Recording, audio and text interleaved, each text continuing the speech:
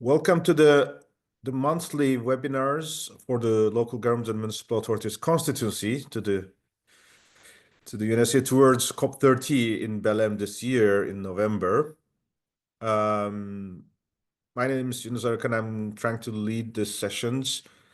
We'll provide a couple of more updates, but we are enabling our participants to settle down in the call so that we don't duplicate. So just bear with us. We will wait for 30 more seconds and then proceed.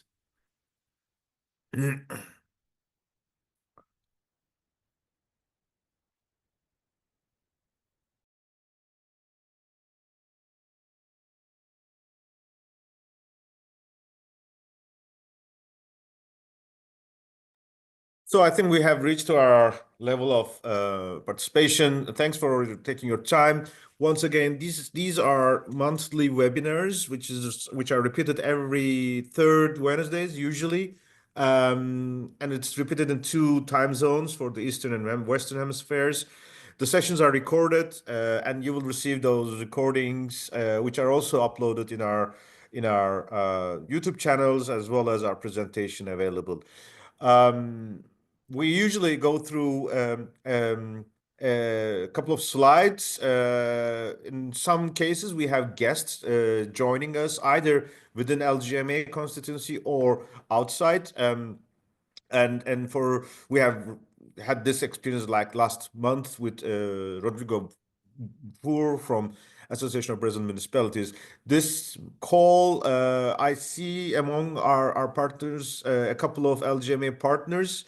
In the morning, we had input from our colleagues from GCOM as well as UN Habitat. If they can join again, we will be more than happy to welcome them. But if they're not here today, you can watch their morning updates when you receive the links, the recordings as well.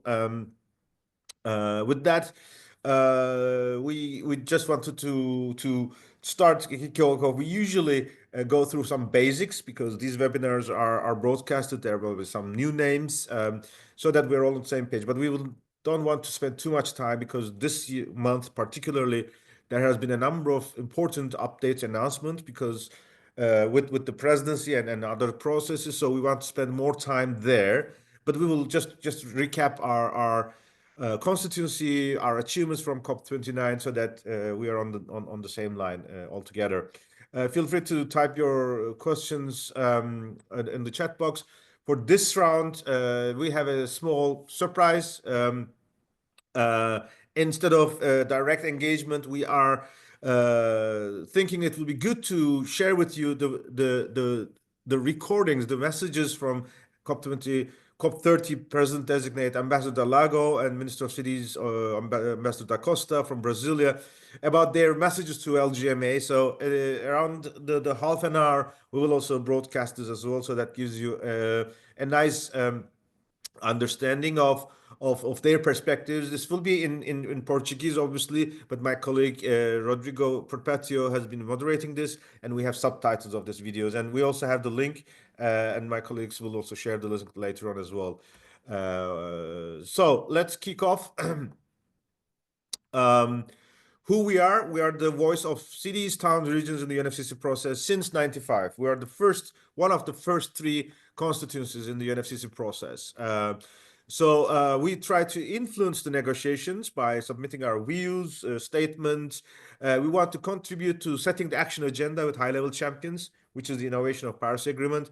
We are collaborating with the presidency so that their initiatives complement with the previous initiatives in the past, and then they can ensure a nice narrative. And of course, we are reaching out to the UNFCCC parties, particularly those who are friendly with multi-level action, because it's at the end of the day their decisions, their implementation.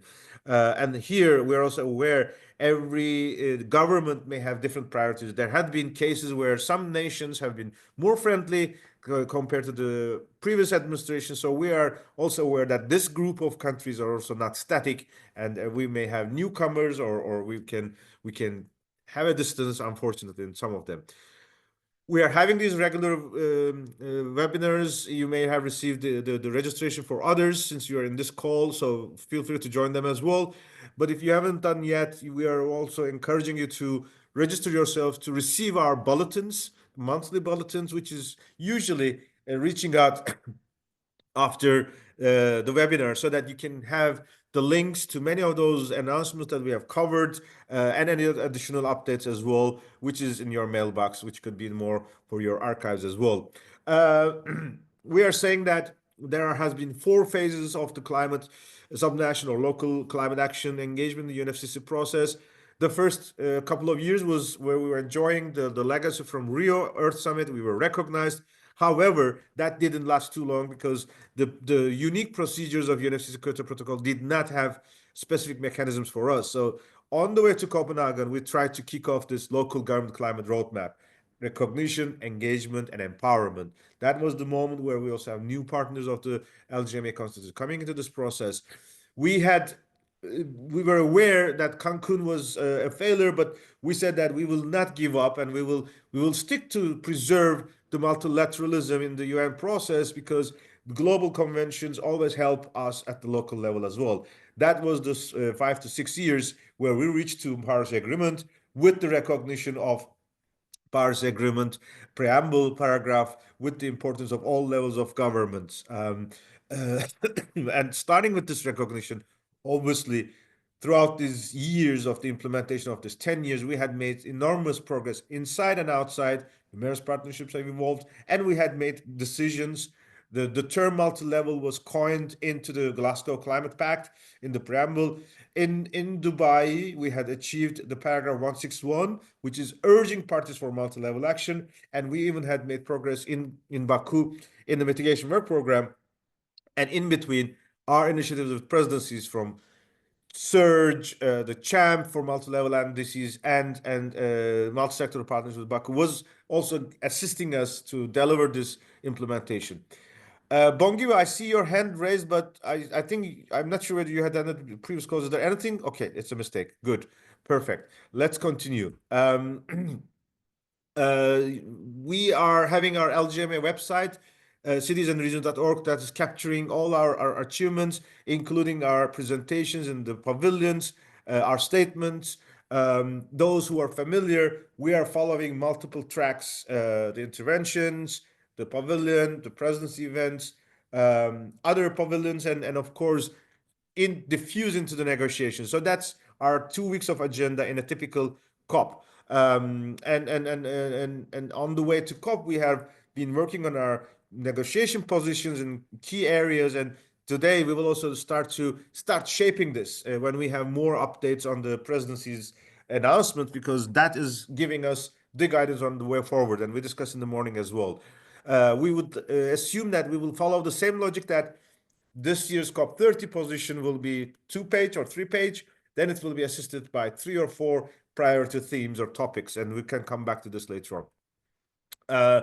You can find our interviews, daily bulletins, and statements from our website, and we will make sure that this is available for for Belém, of course.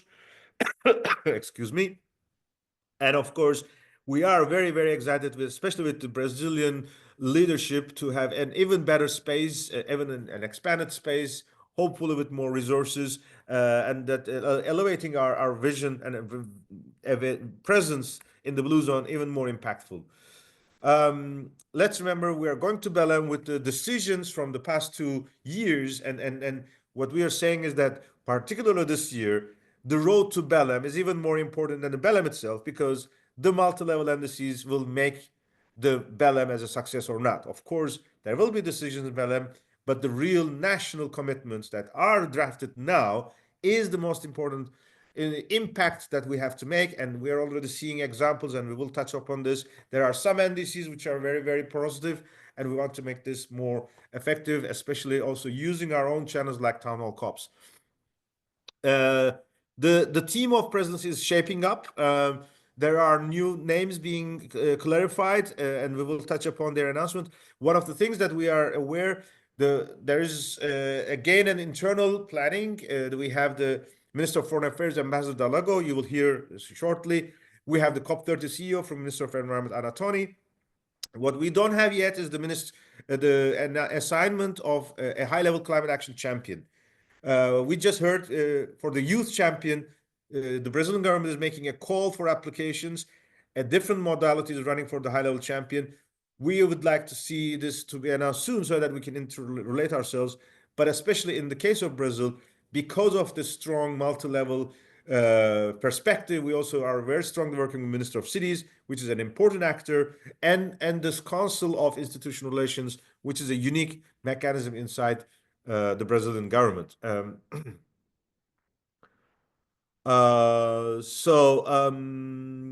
are some chat box, I think not necessarily directly clarification, but we will be getting back to this in the chat box as well later on. What we see, our agenda is shaping up. There are some updates. I think we are now more or less 90% of our agenda is clear. There were some new names. So this chart was refreshed, is being refreshed since January.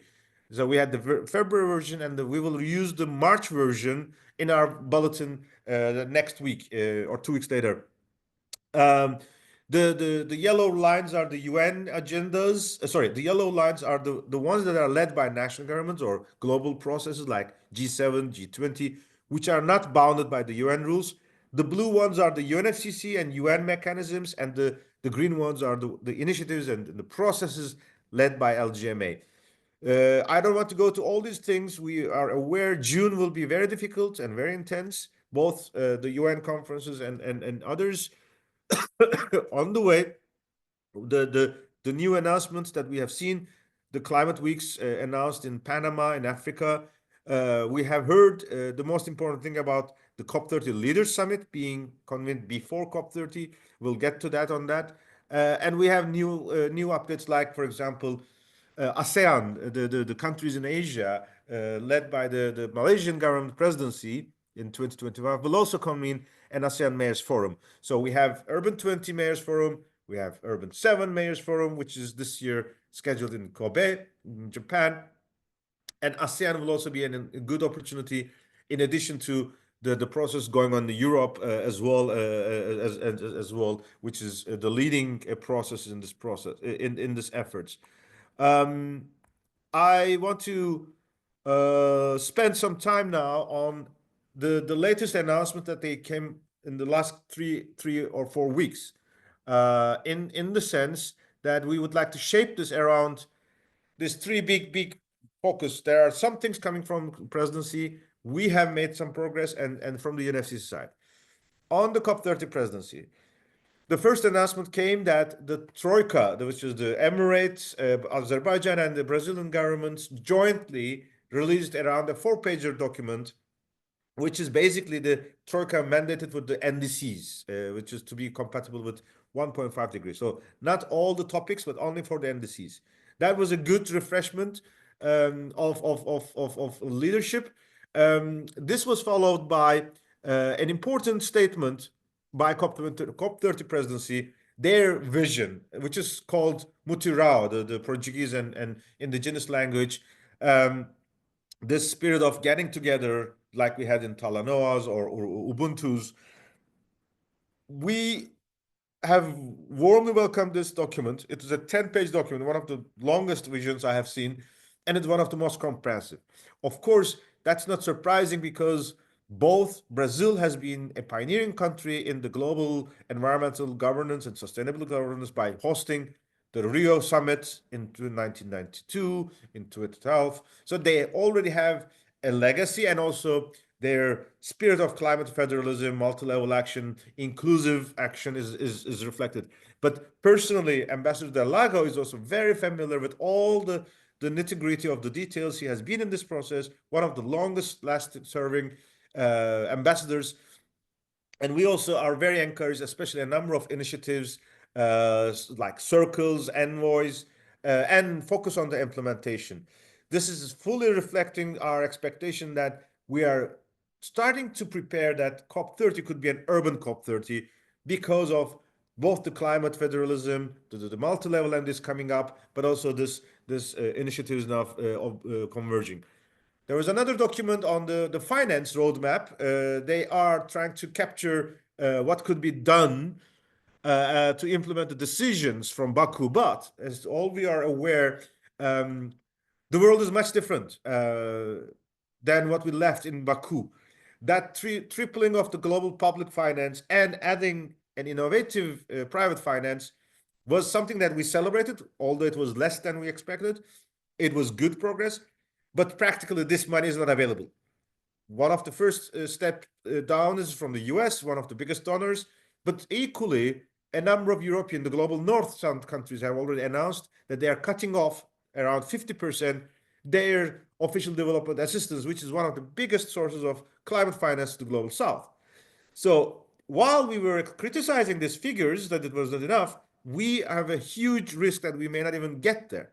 So I think this year's focus is how can we avoid that these budgets are not going below what is being promised, and it will not be an easy game considering all these global challenges.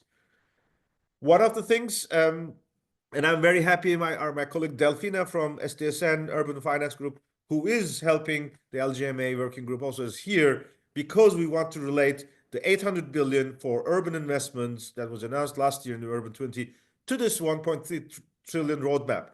Another point that we have to think about is that 2 weeks ago, 3 weeks ago, the biodiversity negotiators, which are more or less the same ministries from ministers of environment of countries, they have agreed with a fantastic nature finance deal, which is 200 billion per year. But this means the same ministers who agreed for 300 billion in Baku are now committing to 200 more. Whether there is an overlap, whether there will be complementarity, that will be an issue. And how will they convince their ministers of finance will be a big issue. And we are aware private finance is much more easily or warmly welcome in the nature discussion compared to how it was accepted in the climate discussion. So these processes can have a lot of synergies or cross fertilization of ideas. Therefore, we want to hear this into the Baku Belem roadmap as well. So we hope we can reflect this and build on further. A very important announcement came. The Leaders Summit, which is the heads of states coming up in the first couple of days of COP, traditionally since Paris Agreement 2015, is now moving to 5 days before the official COP30 starts. This is mainly due to manage and reduce the stress on logistics, because we know Belém, with 1 million capacity of inhabitants, not a capital city, remote from the infrastructure, many of the opportunities. Of course, they were having challenges to welcome all of these thousands of people. By having leaders meeting earlier, especially with protocols, with security, there's a huge benefit that once the official COP starts, we will have much more flexibility in access to the venues, use of the transport systems, and the use of the facilities. Even quality will may be different. This is a huge signal that Belém can really welcome all leaders and all interested people, and that can be manageable in a meaningful way. We still hope during the Leaders Summit there will be spaces for constituencies like us. We are counting on the Brazilian presidency because they are famous for introducing the first ever G20 social summit back to the Leaders Summit last year. So there is a certain legacy of Brazilian leadership in such cases. So we are hoping that there will be a meaningful engagement, and this will relax our agenda during the COP negotiations as well, COP30 negotiations. Next week, there will be an important Petersburg climate dialogue in Berlin with German and Brazilian governments. That's the first time the presidencies will meet with some of the ministers. We are expecting around 40 or 50. But it's also the first time when so many announcements came up from the US, from those statements. We believe that's an important experience. We have one seat, and building on our previous experiences, I nominated myself to be there on behalf of the LGMA. We do not have a direct speaking role at the plenaries, but we are able to interact, and every constituency has only one seat. A similar dialogue will happen in Copenhagen in May, and we'll look forward to other colleagues taking up So that will be an important moment in the middle of by the end of the month. And I think this was also the moment, hopefully, the high-level climate champion will be announced. From the LGMA side, we had made a number of announcements, especially for CHAMP. We welcomed the 75th endorser, Tunisia. Um, we had a very interesting discussion hosted by Committee of the Regions. Usually, they have their position clarified by mid-June, and this is also helping the LGMA position because Committee of the Regions is an active role. And that meeting, we also had joined with a lot of global partners there. You will hear the message from Ambassador Da Costa and Ambassador Lagos shortly. We just had a very impressive Sydney Town Hall COPs. We will go through this after the videos. And immediately after Petersburg Climate Dialogue, we will be in Brasilia, the first ever Green and Resilient Cities Forum under the Champion Brazil is convening, where we will also convene the kickoff of the LGMA COP30 Brazil National Coordination Group. And today, Japan hosted City of Yokohama, together with Minister of Environment and IGES, in collaboration with ICLE, have convened a public event which is following the first lead authors meeting of the IPCC Special Report on Cities. So a number of things are moving there. From the UNFC side, which touch upon this nature deal, we will go through this several updated NDCs after the videos. Regional climate groups are announced in Panama, and the submissions are coming up. Several deadlines are coming up. We missed some of them. We will continue to be made in others.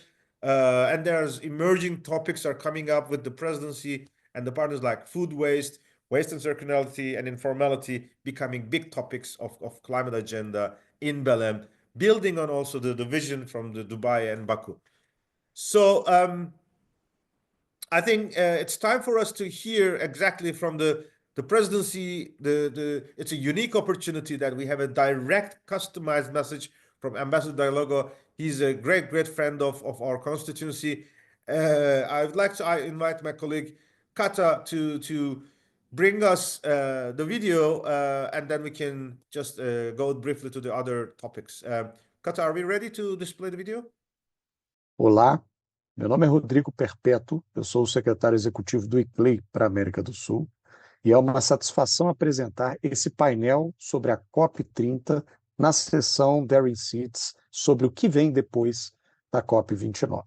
Nesse painel, nós vamos ouvir o depoimento do presidente da COP, embaixador André Corrêa do Lago. Em seguida, nós escutaremos um depoimento do embaixador Antônio da Costa, chefe da assessoria internacional do Ministério das Cidades do Governo Federal Brasileiro. E, para finalizar, nós ouviremos o ex-prefeito de Niterói e atual líder de ação climática no Conselho Global do ICLEI, Axel Grael. Então, com vocês, o embaixador André Corrêa do Lago, presidente da COP30 no Brasil. As cidades têm um papel absolutamente essencial no combate à mudança climática, porque a escala das cidades é uma etapa muito importante para que boas ideias e soluções possam ser testadas. Muitas vezes, o governo central só pode começar um programa se pode assegurar que todo o país possa seguir. Um país imenso como o Brasil e tantos outros, as cidades é que estão no local onde as coisas acontecem, começam e são os exemplos que os outros podem seguir. Muito importante esse depoimento do embaixador André Corrêa do Lago, reafirmando o compromisso brasileiro na perspectiva de integrar outros atores e, principalmente, valorizando a participação de prefeitos e prefeitas, a participação dos governos subnacionais na construção, na edificação da agenda da COP30, a COP da Amazônia, a COP de Belém. Agora nós vamos ouvir o depoimento e a intervenção do embaixador Antônio da Costa, chefe da assessoria internacional do Ministério das Cidades, que tem sido um grande parceiro, foi assim na COP29 de Baku, foi assim também na COP28 de Dubai, na COP27 de Sharm el-Sheikh, no sentido de integrar as agendas do clima com a nova agenda urbana, na perspectiva de materialização da agenda climática no contexto das cidades. Essa parceria do Ministério das Cidades com o ICLEI na iniciativa Daring Cities, a gente considera super importante, porque ela faz parte de um conjunto de ações que o Ministério da Cidade tenciona levar a termo de agora até a COP30, para dar sentido concreto ao nosso compromisso brasileiro, que está na nossa NBC, que foi divulgado no final do ano passado, relacionado, por um lado, com o federalismo climático, que é uma responsabilidade nossa relacionada com a Constituição, e de outro, eu acho que é super importante ter isso, com o nosso compromisso com a coalizão para a ação climática multinível, a chamada CHAMP. Eu acho que não basta apenas a gente aderir à declaração.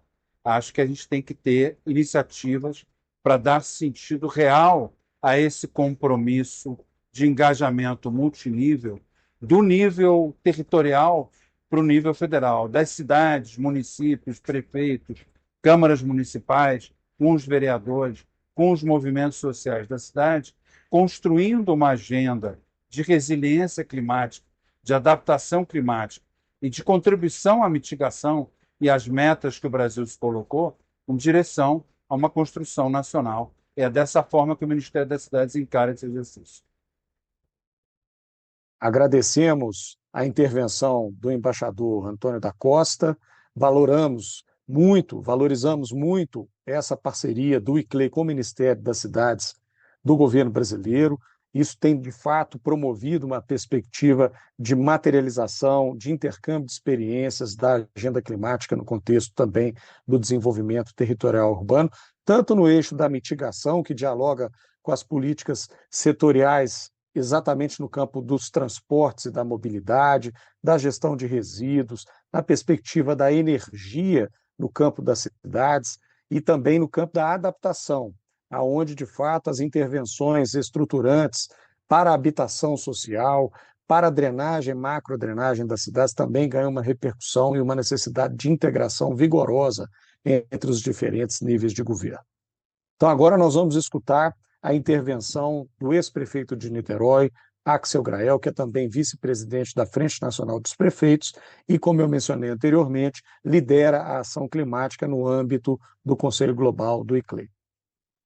Olá, eu quero fazer uma saudação a todos os participantes do Daring Cities, um encontro da maior importância para se fazer o debate sobre essa transição para a sustentabilidade e para os avanços na agenda do clima.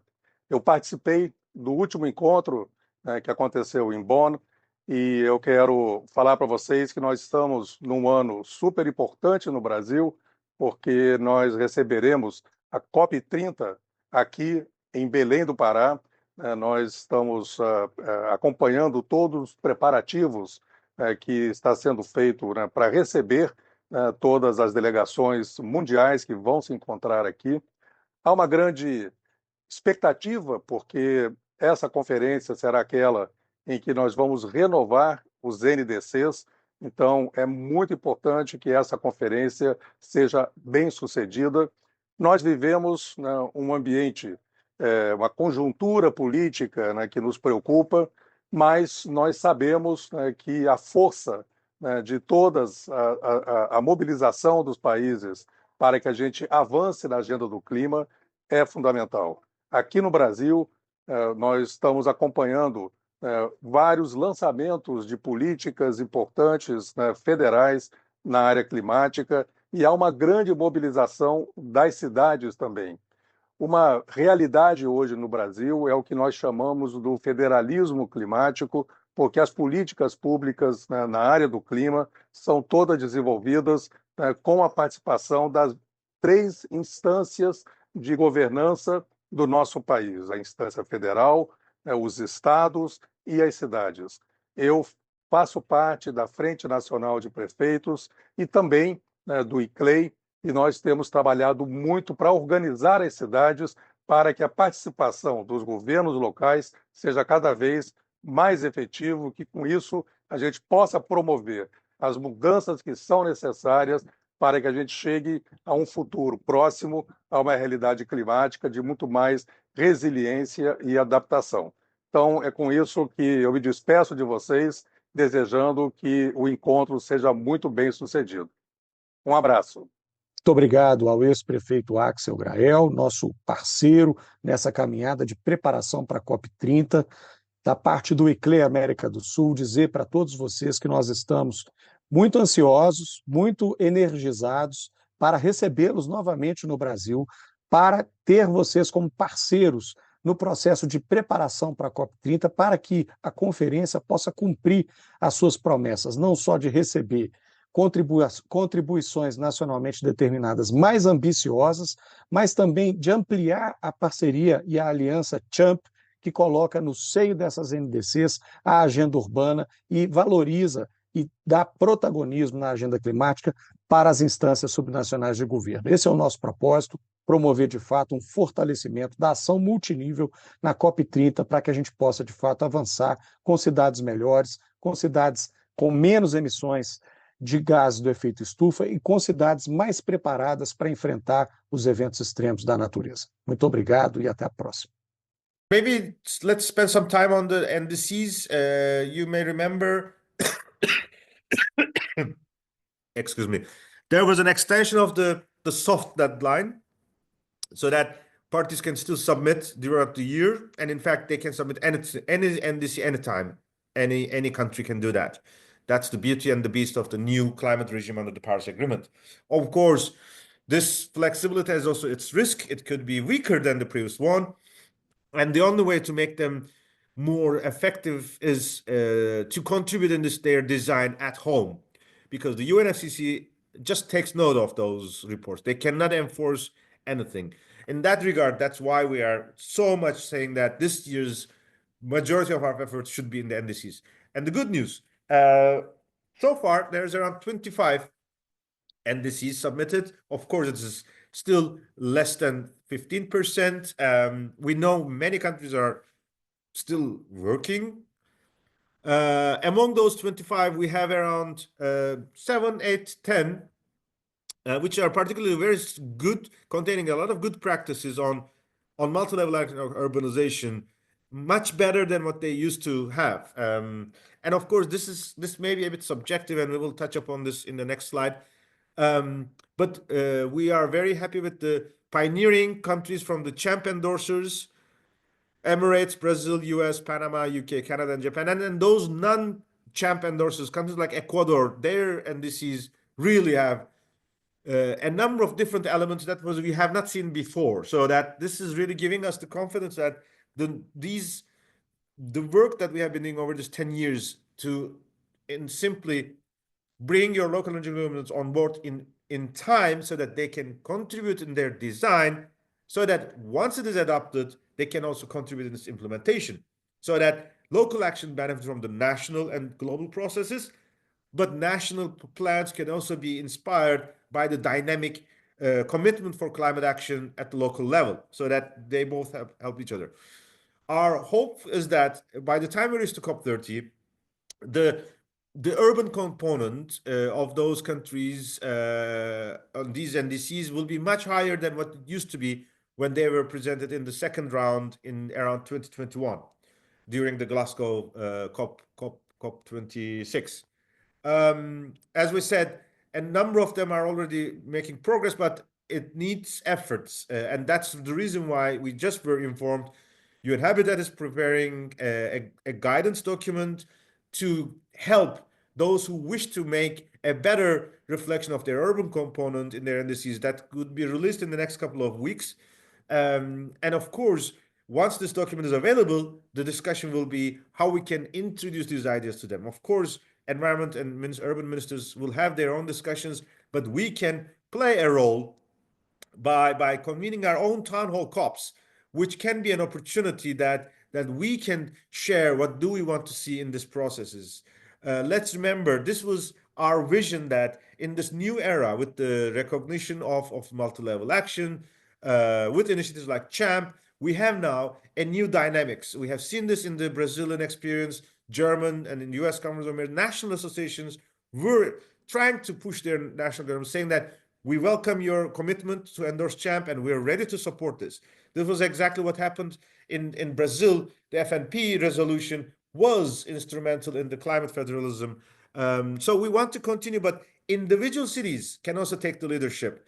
and that this will be the mechanism so that every city can refresh their plans, they can connect themselves to the national efforts, and they can already introduce these new concepts of climate action in their own climate plans. These emerging issues, addressing the root cause of the climate action, is it the right moment to address now so that we can make their implementation more effective by connecting them to the national climate plans. So in that sense, the town hall COPs, we are very happy that we are making progress in their design, and we have already seen a first good practice from Sydney. The Sydney local government, as well as their own, the Greater Sydney area councils, together with Minister of Environment of Australia, were part of this debate, and we have seen a very positive feedback, and this is exactly demonstrating us that this vision of town hall COPs will really pay off to help the new NDCs. I see Ariel in this call, communications leader of ICLE, who is also leading our communications work, but also the town hall COPs on behalf of ICLE. I'm not sure whether Ariel, you'd like to address this. In the morning, we had Sharon from ICLE Oceania, but maybe you would like to share some ideas, some reflections, especially what do we mean by the added value of town hall COPs? Sure. Yep. Eunice, also FYI, I jumped on to help you with the video as well. So anytime you're ready to have that online, but I'm happy to come on. Sorry, my camera is a little messed up this afternoon. Yeah, so I think, we're, as Eunice is talking about, we're really seeing town hall COPs as this connection between all levels of climate action. And how can you really use a community climate summit as the moment to connect all of these different dots for key stakeholders? So our goal, we've done a couple of soft launches, and we're talking a lot about this, but we really want to start empowering people. We're looking at April as the actual launch date, when we'll have resources for local and regional governments to be able to organize these events throughout the year, obviously focusing not only on NDCs 3.0, but very critically also the implementation of NDCs. And so really making, connecting what is happening at the local and regional level up to the national level, and then beyond to the global level. So yeah, very excited to launch this initiative in the coming month, and continue the conversation throughout Daring Cities, at the SBs, at COP at the SBs in June, and then on to COP. I know I'm in the chat box. I'm aware some of our colleagues are on the line from LGMA. I would prefer they coming board and update them their work, so we can rather switch to that mode. I see, for example, my colleague Heloise from Regions 4, especially on the adaptation side, is ready, and it will be really good if we can have your updates. As I said, in the morning we heard updates from GCOM and UNHabitat, and now Heloise is here, especially on adaptation front. How are we advancing? Hello, everyone. Can you hear me? Yes, we can hear you. Yes. Okay, great. Hi, everyone. So yes, thank you so much, Eunice. I wanted to update you a little bit about the work that we're doing with the Committee of European Regions for the Working Group on Adaptation. So one first thing is, as you know, obviously there is the NDC process, but there's also the NAP process, with the objective by 2030 that all parties should have NAPs, and most of them implemented, meaning that they need to be implemented in terms of action, but also in terms of engagement with local, indigenous, and other local population. So there's a strong emphasis on participatory processes in the NAPs. So that's something that we're heavily pushing for, and we're currently creating a submission for the Baku adaptation program and roadmap. So we really ask those of you that are involved in adaptation, we shared it with you through LGMA. So if you can please provide your inputs so we can submit. We asked for inputs by the 24th, and we want to submit by the end of the month. essentially, our main angle there is to say that the backward adaptation roadmap needs to involve multi-level collaboration, and therefore that subnational governments need to have a seat when they're looking at implementation. So that is one major thing that we're doing. And another one, and actually we'll need more support from LGMA also on this, is we are also looking at indicators, because as you know, for this COP, 100 indicators to measure the global goal and adaptation will be shared. We've been involved in the BLM work program, trying to influence indicators so that we measure progress also in terms of multi-level collaboration. So making sure that there's participatory process in place when you're looking at NAPs, for example, but also looking at the actions that our subnational governments are doing, like regional adaptation plans or city actions. We want them to be reported as part of the measuring of the global performance on adaptation. So we can share with you more information on that, but we are actively working on this, and we'll be working closely on LGMA on those indicators.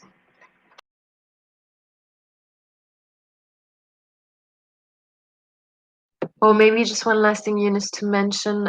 We are working on an action brief on how subnational governments can engage in the NAPs. We're finalizing it now. Hopefully, we'll be able to send it to you by the end of this month. And we've been collaborating with the Global NAP Network on this. I think this can be useful also document for those of you engaging also on the NAP front. Excellent. Excellent. Well done, Eloise. And indeed, if you have followed, especially the Brazilian COP30 presidency is trying to also use of our presence in Amazonia and the fact that we are already 1.5 degree. This discussion on adaptation resources, adaptation mechanisms, how we address or differentiate or complement loss and damage and adaptation will be a huge issue. Therefore, I think they will welcome this kind of concrete work from our side.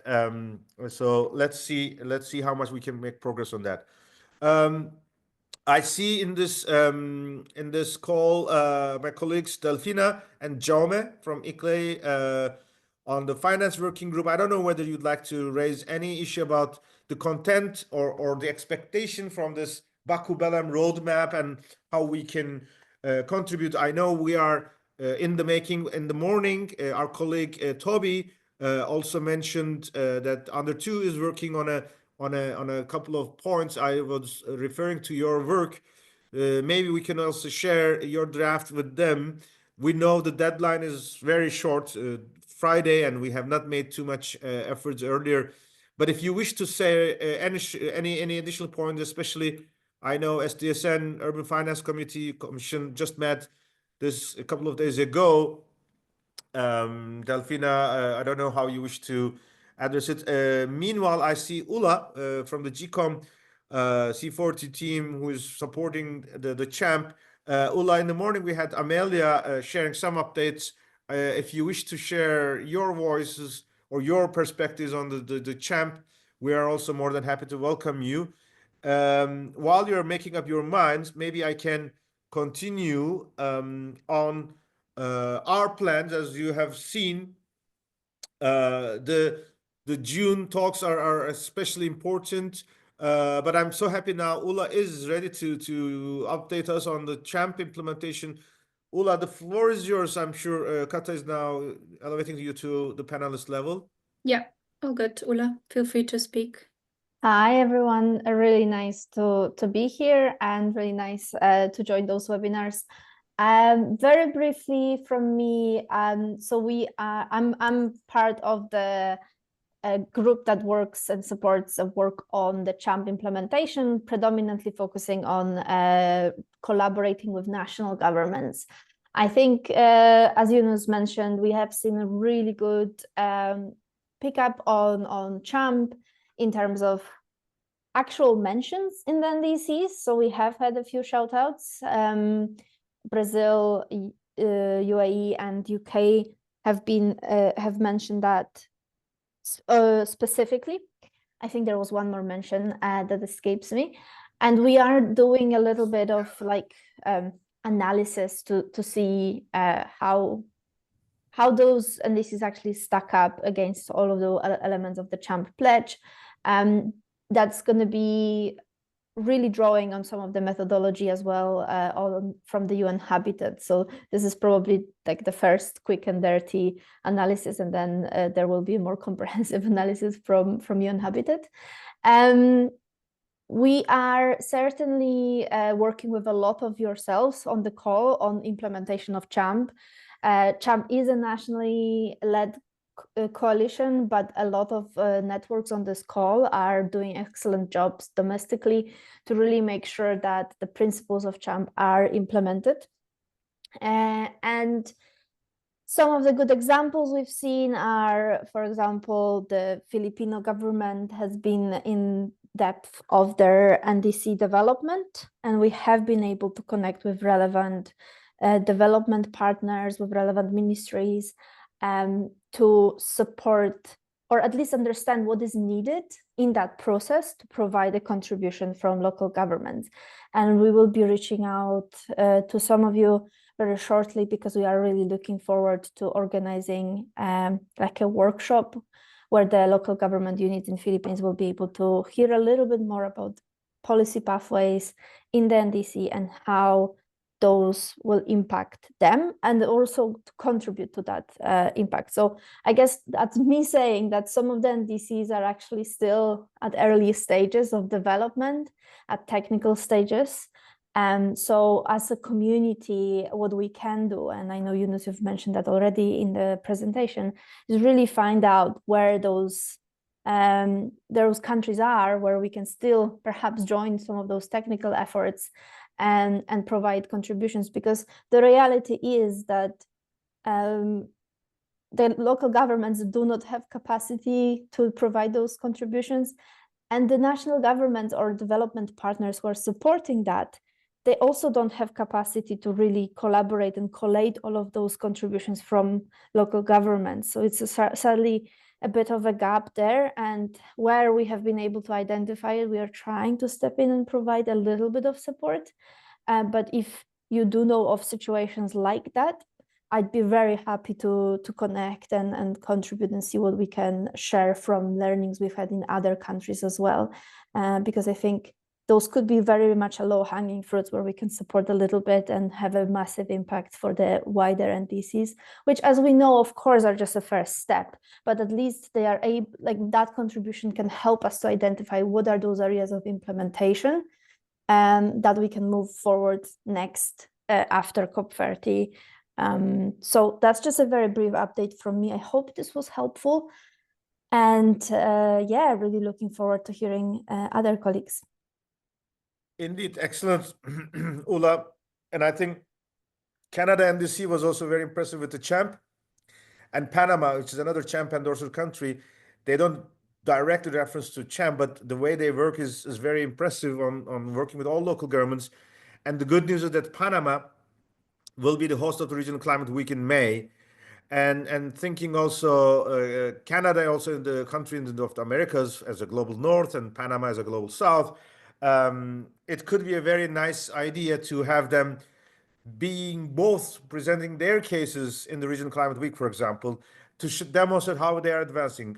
And here in the morning, we also heard, for example, Rwanda, which is another country that CHAMP partners are working. WRI, the lead, ICLE also has supported. Just last week, they concluded their workshop on NDCs. And we are informed by RALGA, the Rwanda Association of Local Governments. They were very, very excited that the Minister of Environment and their agency, Environment Agency, are very open to have inputs from local governments, that they already have said that there are several paragraphs or articles that they would like to improve, and that gives the value that by making this dialogue at home, we can also make sure that the national governments are much more confident that the policy papers under the climate plans will have ownership from their local and regional governments. So I think Rwanda experience will also be very nice. And this means we are both expecting darker blue, which is from this map that UN Habitat started to map. So those who are already existing can be better. And we can add more countries like the case of UK. The UK NDC and the UK NDC 3.0 is much better compared to the reference of the initiatives of the local and regional governments or multi-level action. So these are giving us the confidence that we are on the right track, and we just have to run faster and increase more and more of these kind of examples. Ula, I see your hand raised. Maybe you would like to complement another point. Yes, just very briefly, because you reminded me of something I did not mention. The other component we are exploring as well are the requests that national government are submitting to the NDC partnership. And some of those requests are actually for support with the materials or strategies that relate to subnational governments and sort of how those strategies will involve them.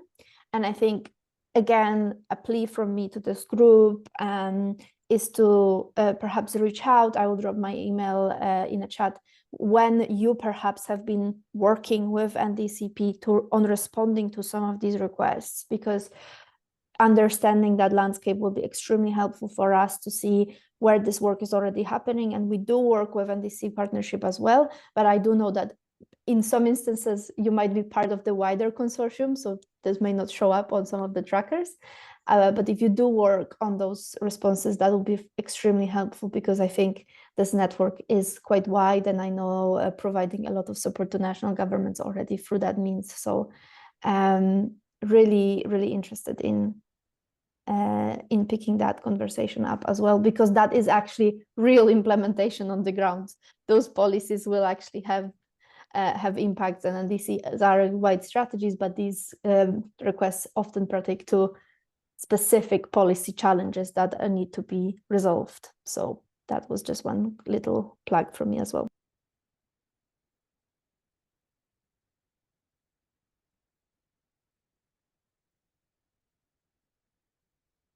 Yunus, you're muted. So sorry. Good that you reminded me. So thanks, Ula. While you were talking, I see another hand raised from Divine, a colleague who has introduced herself as one of the champions of the UN Food System Summit. And I also see Delfina also coming up. Delfina, I'm not sure whether you want to intervene. If not, sure, I can have a quick word. Also has her hand raised. It's always challenging like that. Divine, let's hear from you. Yeah, thanks very much. Greetings from Columbus, Ohio. Thanks very much. I want to say that my name is Tokam Divine. I've been involved in the COP process since 2011 at COP30 in Durban. So I was actually facilitating the youth desk for the UNFCCC many years ago. So I understand what the process is all about. Number two, I'm one of those, I work closely with the Secretary General Ban Ki-moon to design the SDGs in 2012, 2014, under the leadership of Amina Mohamed, who's the Deputy Secretary General right now. And the third piece of that, I was able to translate those SDGs into 60 official languages around the world, because we all know that the SDGs were actually, the MDGs were, the UN official languages are 6 of them. So I was able, my experience in the MDGs back in 2010, when I was in Bandung, attending the African Youth Summit on the MDGs, I realized that the gap was fully there when I was working for UNICEF, Voice of Youth. So, coupled to that, I just want to say that in 2014, I worked very closely with David Nabarro to establish the GACSA, the Global Alliance of Climate Smart Agriculture, together with all the ambassadors, Hans, and all of that. So we realized that there was no youth perspective. I'm just coming to dive into the COP process. We've realized that over the years, the more we attend the COP, the more places become home, the more that challenges. And that's why we've come to understand that we need to come up with a more comprehensive, inclusive, and meaningful participation of young people, women, refugees, persons with disabilities, and equally indigenous people. It's in this lens that we're able to set up the Climate Smart Agriculture Network. We started in 4 countries, and now we are in 170 countries.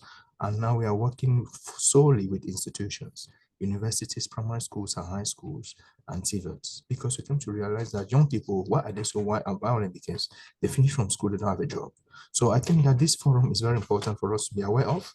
And in 2020, Ban Ki-moon, Secretary General, appointed Agnes Kalibata as the lead, as the envoy for the Food System Summit, and Agnes actually appointed 60 food system champions, which I was part of those. I'm number 10 on the list I sent to you guys, and I was outstanding because of the network I've already set up. So I just want to say that we recently launched the CSAY en route to Berlin 30. I would recently launched it 2 weeks ago, and I'm going to share the report to you guys. The idea is that all the centers of excellence, which are 70 in number, will be organizing in person dialogue with the students on campuses across the world. I'm just off from a call with McGill University, which is actually one of our centers of excellence in North America, which of course I just listened to you talking that saying that Canada is involved. And right here being in the United States, I'm I'm influencing a lot of policies because I'm setting up an agri-food system club on my campus, which is going to work towards that direction. I just want to say we are available as a network to support the youth constituency, the women group, to make sure that we get to Berlin with a more comprehensive and common position for young people, women, persons with disabilities, and equally the stakeholders fully involved to be open to what we're gonna do. I'll be in New York next week, and to conclude, I had a meeting with Inga Anderson. Inga, the executive secretary, the executive director for UNEP. I had a meeting with her secretariat, and one of the things that came out of that is that they're going to support all what we are doing and making sure that we strengthen the collaboration with UNEP. So it's to say that we are not an organization, we're a network. We are accredited, we have the ECOSOC status, we have the UNCCD, UNCBD, UNEP, UNDDC, and then we are very well structured. So I just want to say, feel free. Let's join efforts. We can do this. We can achieve the SDGs. We can achieve the 2 degrees or 1.5 without young people being involved. Because when there's a conflict, when there's a changing climate, there are young people that actually are felt and impacted the most, and women and the most marginalized communities as well. So I just thought I should stop here for now. Thank you. Thank you. That's very nice that you have contributed. There are 2 points. First of all, in this, the Town Hall COP spirit also builds on our experience from our local stock takes, where we worked with the youth constituency, the Yungos, and there were some countries that it was the youth who invited the local governments to convene the stock takes. I think remember the experience in Kenya, Uganda were very, very good. And I heard that you are from the US, and our ICLE US offices, in fact, they had worked a lot on this, and they will continue with the town hall COPs in the US. So maybe we can connect to that. This may be particularly the case when we just heard the US government announcing that they do not endorse the SDGs. So local action is even more important than ever. So maybe we can continue, and happy to connect on that front. So Jaume and Delphina, any brief points? I have one more slide, but I would be still happy to hear yours on finance. Sure, I can chime in. Can you hear me? Yes. Great. So hello to all the colleagues joining us today. It's great to be here. We're, as Yunus was saying, ICLE has been very active, and on our end, we are also trying to support the process. So far, we have been looking at having this conversation across the different finance processes that are ongoing. So far, the Commission has been engaging very actively with UN Habitat, World Bank, and other partners in the finance for development process. We're also making plans towards that. In parallel, we're also looking towards having a strong presence in Paris during the 10th anniversary of the Paris Agreement. We're in conversation with the Office of Mayor Hidalgo in that regard. We're also working with partners in London to have a presence there in preparation for the summit in Seville. We're also working with UCLG towards that. So we're really working across our network and with different partners to support ongoing dialogues to make sure that there are cohesive messages about the importance of supranational finance and really articulating the development and the climate adaptation and climate mitigation agendas throughout all the different fora and different events. We're also helping OECD organize the Urban Days. We are co-hosting the finance sessions during OECD Urban Days in April. So a lot going on. We're also in conversations with the government of the city of Rio de Janeiro, because of course they're deeply interested in the climate agenda and the COP agenda and their road towards that. So there's a lot going on. We're certainly very appreciative of Yunus' efforts, and we will be really beginning to focus our attention a bit more on this work stream. So we're collaborating on the background towards all of that. We're also keeping our lines of communication open with some of the lead co-authors for the IPCC special report on cities.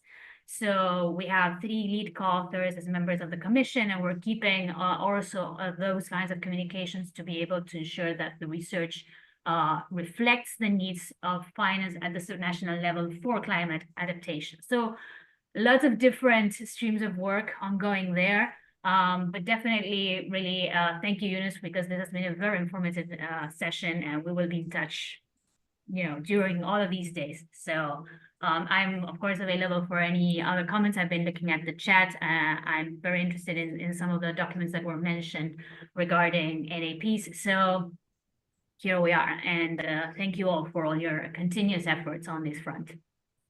Excellent.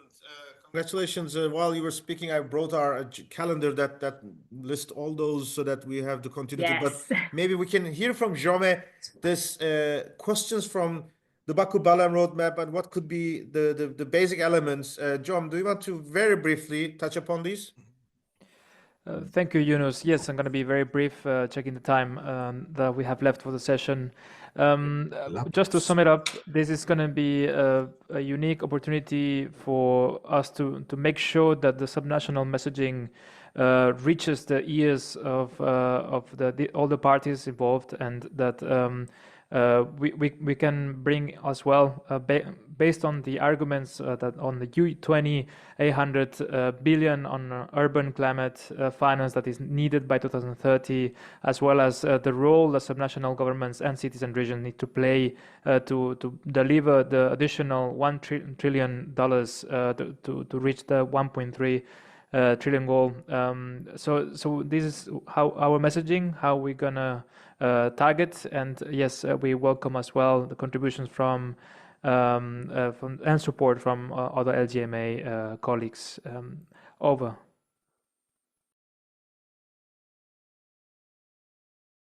Thank you, Jaume.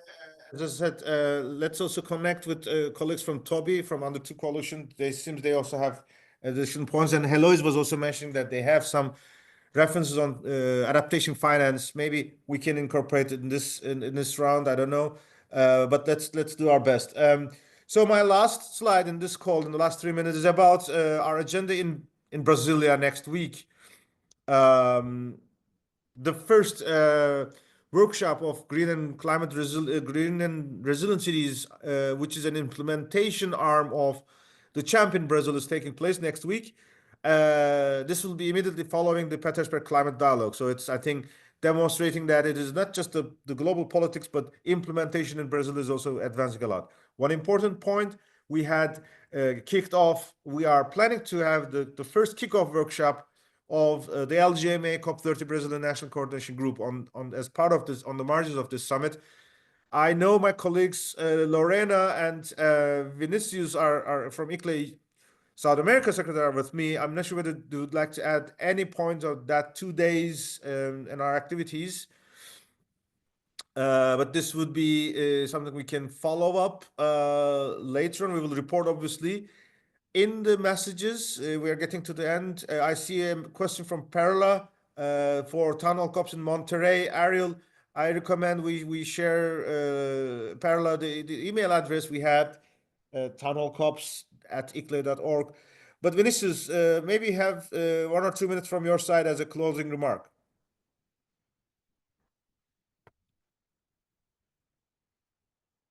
Vinicius, are you able? If not, we can have the next webinar. Can you hear me? Yeah, yes, I hear you. We hear you very well. Yeah, perfect. So no, thank you so much for highlighting this event here in Brazil. So next week I will be traveling to Macau, to China, to participate in the event, but our team will be represented during the event. So our executive secretary and also the Bianca, I guess, is also going for the launch of the LGMA national group as well. So yes, there will be this event that is hosted by the Ministry of Brazil, the ministries of Brazil, so the Ministry of Environment and also the Ministry of Foreign Affairs and also Ministry of Cities. So we'll have these strategic partners hosting the event, and also major cities and regions here in the region to discuss terms of adaptation and resilience, and also in terms of CHAMP.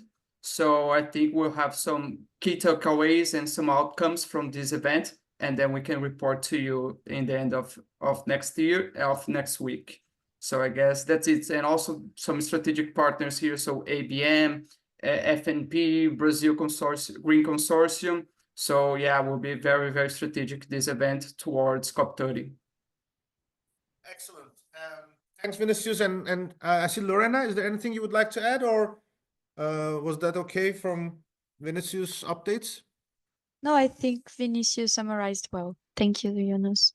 As we have already reached out to the Brazilian national partners and the global networks supporting the work at the national level, we hope this will be really providing an added value so that they can be much more effectively engaged in the dialogue between our constituents with the presidency, but also share, as you have seen, the diversity of networks and the very unique relation with different ministries. I think there's a lot of lessons learned from the Brazilian experience, and we can bring all those as the opportunity to have this COP in Brazil and move forward. That this could be also exemplary for the other countries who are implementing CHAMP as well. So let's make the best use of this processes, and we'll report back in the next webinar.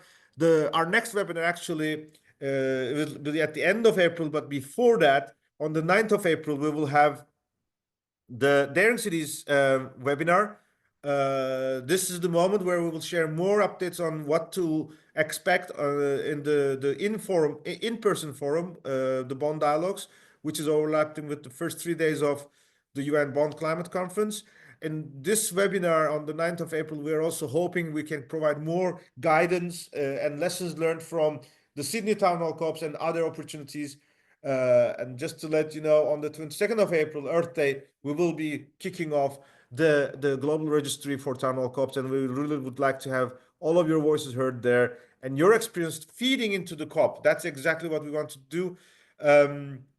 We want to make sure that the debate at COP and the commitments at COP is not limited to those who travel to Belém, but around the world, every corner, every leader is embracing this, so that we are reaching out literally to hundreds of thousands of people, not just the ones that are on the ground there. This is exactly what has to be happening, that despite all these challenges of the world, politically, geopolitically, and climatically, we still have to make sure that the climate action is moving forward, particularly with multi-level action. And today, that was also my closing remark. I heard the challenges of cities around the world, including the latest example from Istanbul, mayor of Istanbul in custody, which is really putting a very hard time to embrace the local democracy, to practice local democracy. And we are aware the Turkish local governments and their partners across the world are expressing their solidarity.